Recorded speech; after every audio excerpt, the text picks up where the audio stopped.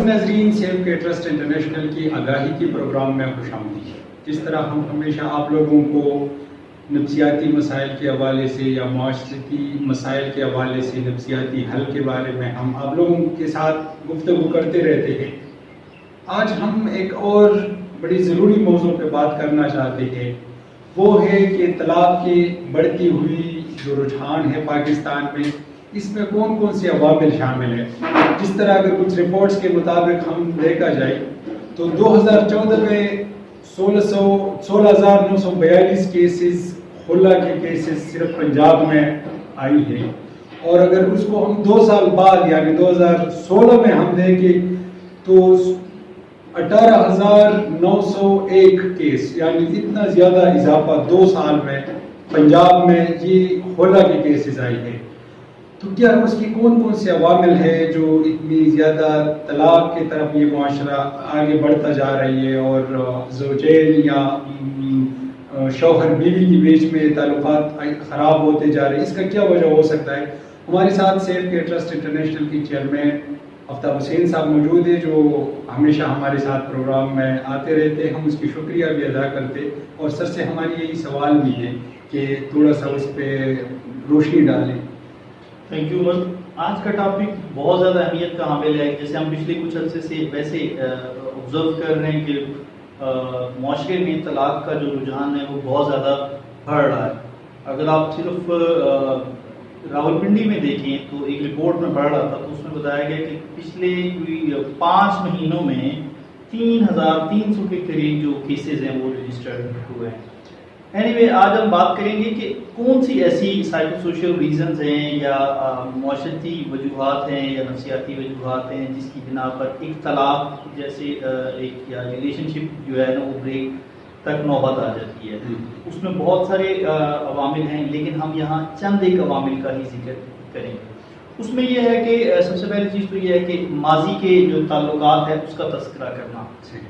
شادی ایک کپل کی ہو گئی، لیکن ان کے ماضی کے ساتھ جو بھی ان کے تعلقات ہیں، جو ریلیشننگ ہیں، وہ جڑے رہتے ہیں۔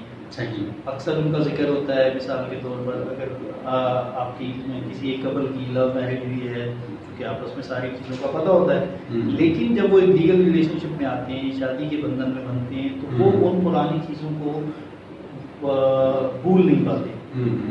اب ان کو ایسے لگتا ہے کہ اب بھی شاید اسی طرح کا ان کے تعلقات، میل ممبر یہ سمجھتا ہے کہ فیمیل کے جو ہے وہ تعلقات دوسرے ان کے ساتھ ہیں، فیمیل یہ سمجھتی ہے کہ شاید اس کے دوسرے لوگوں کے ساتھ تعلقات ہیں۔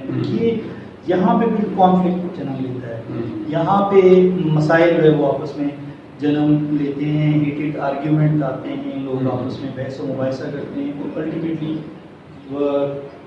یہ جب بحث و مباحثہ بڑھتا ہے تو یہ غصہ اور رنجش کی شکل اختیار کر لیتا ہے، اور غصہ اور جو رنجش ہے وہ طلاق کا سبب ہوتی ہے۔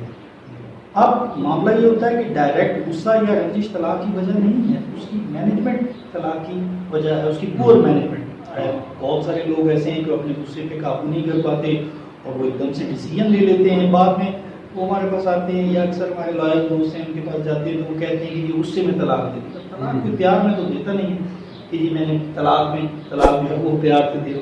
اب سارے معاملات غصے میں ہی ہوتے ہیں، لیکن ان کو اپنی امپلسونیس پہ، اپنی جذباتیت پہ قابو نہیں رہتا، اس کی وجہ سے جو ہے وہ ایک ریلیشن شپ کا خاتمہ ہو جاتا ہے۔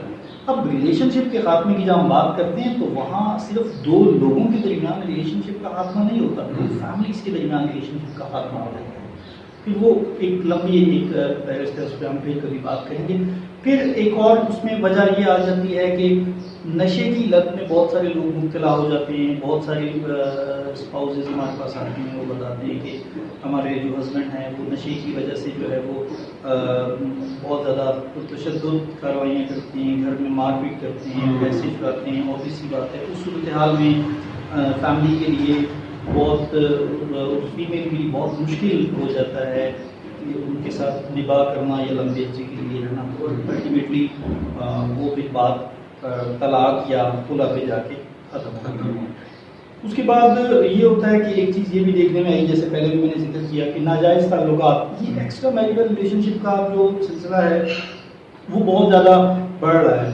جب سے یہ سوشل میڈیا اور یہ چیزیں بہت زیادہ عام ہوئی ہیں تو مطلب لوگ جو ہے وہ میکسیمم ٹائم اپنا میکسیمم جو ایکٹیویٹیز ہے وہ بھی اس میں گزارتے ہیں موبائل پہ. مطلب ایک یا ایک سے زیادہ لوگوں کے ساتھ انہوں نے تعلقات رکھے ہوئے ہیں. یہ دونوں سیکسز میں ہے، میل میں بھی ہے یا فیمیل. اس کی کوئی ریشو اس طرح سے کہنا کہ یار میلز میں زیادہ ہے یا فیمیل میں نہیں ہے، ایسا نہیں ہے. یہ دونوں سیکسز میں برابر ہے. ہر کسی میں نہیں، اٹ ڈیپینڈس کہ بہت ساری فیملیز جن میں یہ طلاق کی ایک وجہ یہ بھی بنتی ہے. ٹھیک ہے. اس کے علاوہ سر ایک اور بھی چیز کہ کم عمری میں اکثر شادی ہو جاتی ہے اور میاں بیوی ایک دوسرے کو اچھی طرح سمجھ نہیں سکتا، پھر بھی وہ بات طلاق پہ ختم ہو جاتی ہے. آپ نے بہت اچھی بات کی کہ کم عمری کی شادی بالکل یقینی طور پہ، مثال کے طور پر ہمارے یہاں چونکہ ایک فیشن بن چکا ہے، رواج بن چکا ہے کہ کم عمری میں جلدی شادی کر دیتے ہیں. اس کی مطلب ریزنس جو بھی ہو، اس میں ہوتا یہ ہے کہ وہ لوگ اتنے میچور انف نہیں ہوتے کہ وہ اپنی شادی جیسی ایک ذمہ داری کو نبھا پائیں. وہاں بھی مسائل کا سامنا کرنا پڑتا ہے. اور جب بھی سب تھوڑی سی مسائل آ جاتے ہیں تو معاملہ ان لوگوں کے ہاتھ میں چلا جاتا ہے جو کبھی یہ ریلیشن شپ واپس بننا نہیں چاہتے. تو اس وجہ سے اور بھی مسائل خراب ہو جاتے. تو سر آپ کے بہت بہت شکریہ ہمارے ساتھ اس موضوع پہ، حساس موضوع پہ بات کرنے کی، اور ان کی حل پہ ہم انشاءاللہ بات کریں گے، کیونکہ ان کی وجہ سے بچوں کی زندگیاں برباد ہوتے، تعلیم اس کی خراب ہوتے، اور بھی اس کی جو بنیادی زندگی کی ضروریات ہے وہ اس کو مل نہیں سکتے. ایک چیز اس میں اور بھی ہوتی ہے کہ مثال کے طور پر اکثر لوگوں سے جب ہم نے انٹرویو کیا تو وہ یہ کہتے ہیں کہ ایکسٹرا انوالومنٹ ان لاس کی طرف سے وہ بھی ایک وجہ بنتی ہے. اور مطلب آپس میں ایک اور وجہ یہ بھی ہے کہ یہ خیالات کا تبادلہ نہیں ہوتا، کمیونیکیشن گیپ ہوتا ہے. لوگ مسائل پہ ایک دوسرے کے ساتھ بات کرنے کی بجائے کسی تھرڈ پارٹی کے ساتھ بات کرنا زیادہ وہ سمجھتے ہیں. حالانکہ مثال کے طور پر آپ کا اور میرا کانفلکٹ ہے تو ہمیں چاہیے تو یہ کہ ہم آپس میں بات کریں، لیکن اسپاؤزز میں کیا ہوتا ہے کہ وہ خود ایک دوسرے کے ساتھ بات کرنے کی بجائے تھرڈ پارٹی کوئی بھی ہو سکتا ہے. اب وہاں سے اس کو کیا فیڈ بیک ملتا ہے، کس طرح کی موٹیویشن ملتی ہے، اس کو سمپتھی ملتی ہے یا ایمپتھی ملتی ہے، تو وہ اس لحاظ وہ بھی ایک بڑی وجہ بنتا ہے طلاق کی. تو پھر معاملہ اور بھی خراب ہو جاتے ہیں بجائے اس کی کہ بہتر ہو جائیں گے. تو انشاءاللہ سر آپ ایک اور زحمت کریں گی، ان کے حل پہ ہم بات کریں گے کسی اور دن انشاءاللہ، کیونکہ ہم اکثر مسائل کو ہائی لائٹ کر دیتے ہیں لیکن اس کے حل کی طرف بھی ہم ضرور آئیں گے. بہت ضروری ہے، اور بہت ضروری ہے، کیونکہ اگر ہم نے اپنا حق ادا کرنا ہے تو اس پہ ہم ضروری بات کریں گے. جی بالکل. اور تو آپ لوگوں نے ناظرین سیف کیئر ٹرسٹ انٹرنیشنل کے چینل کو لائک کرنا ہے، سبسکرائب کرنا ہے اور بیل کے بٹن کو دبانا ہے تاکہ آپ لوگوں کو ہماری نئی ویڈیو یا اویئرنیس کے پروگرام کے بارے میں جو معلومات ہے وہ آتے رہے. تب تک آپ لوگوں کو خدا حافظ.